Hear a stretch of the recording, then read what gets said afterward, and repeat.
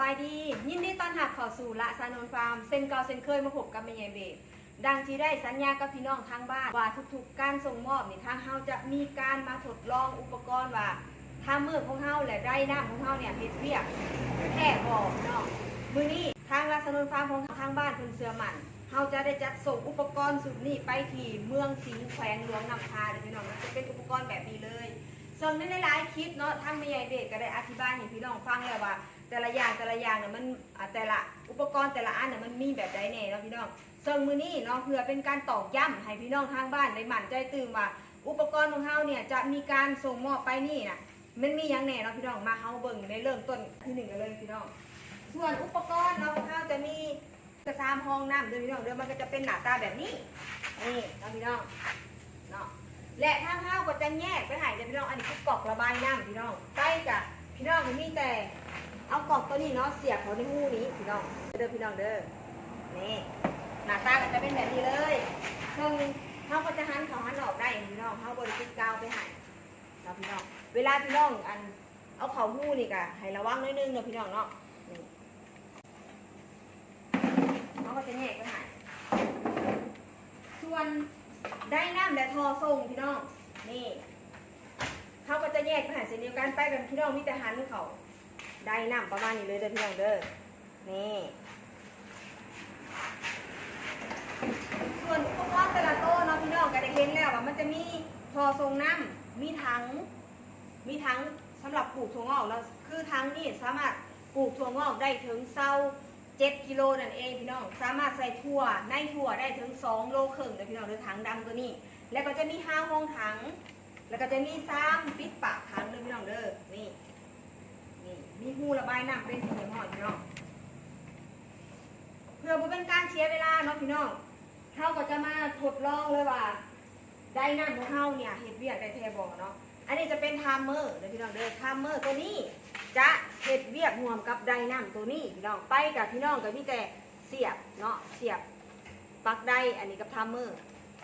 เข้ากับไฟบ้านเลยพี่น้องนี่ไฟบ้านเขาเนาะนี่มานี่เลยพี่น้องเขาก็จะทดลองเสียบไทม์เมอร์ใส่กับได้พี่น้องเลยว่าอุปกรณ์ที่เขาส่งไปนี่เฮ็ดเวียกได้แท้จริงพี่น้อง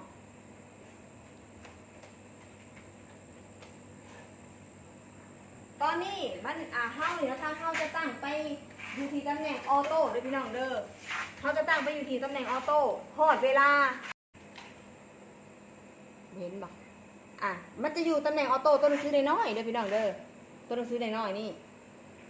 เนาะฮอดเวลาเขาก็จะฮดน้ำเองพี่น้องก็มีเวลาจัดการโอเคแม่ยายเบสก็จะทดลองไปอยู่ที่โอเคชัดตำแหน่งออนประมาณนี้เด้อพี่น้องเด้อมันจะมี3ระบบคือออฟออโต้ออนเนาะแม่ยายเบสจะกดไปที่ตำแหน่งออนพี่น้องมาเบิ่งตัวจริงเลยพี่น้องนี่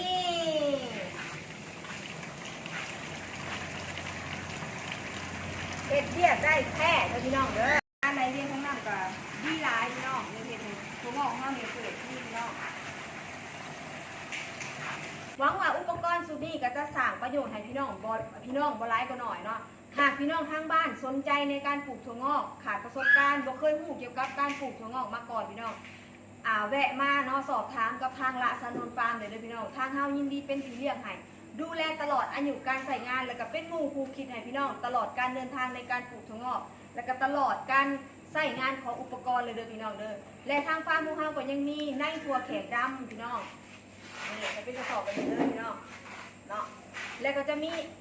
อาหารเสริมตัดหากคืออยู่ในขวดเดียวจบพี่น้องตัดหากอ้วนยาวในขวดเดียวแล้วก็จะมีแป้งกันเสือราตัวสีบัวด้วยพี่น้องเด้อหากพี่น้องทางบ้านสนใจกับ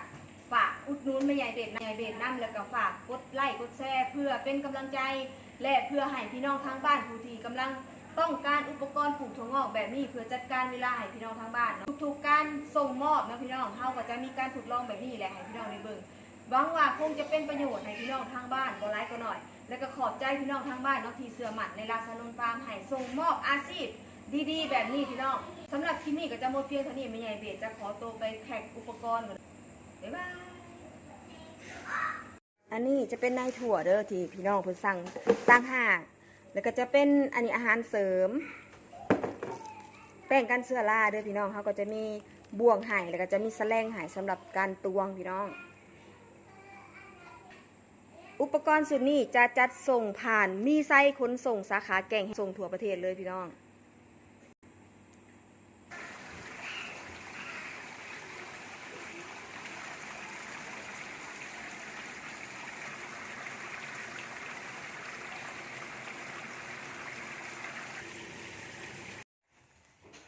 ในทัว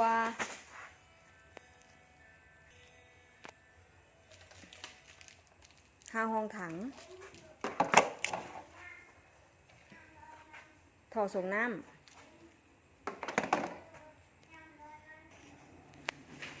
กอกระบายน้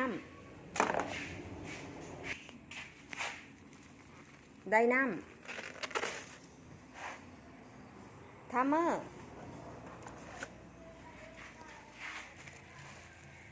อันนี้จะเป็นอาหารเสริมเด้อนี่จะเป็นแป้งกันเชื้อราแล้วก็บวงจะมีแสลงอันนี้จะมีคู่มือได้เครื่องแล้วบอกเข้าใจจุดใดเนาะเขาจะคอยลมกันเนาะเขาก็จะอัดปากก็จังสี่เด้อจ้ะนี่ประมาณนี้เลยเด้อพี่น้องเด้อ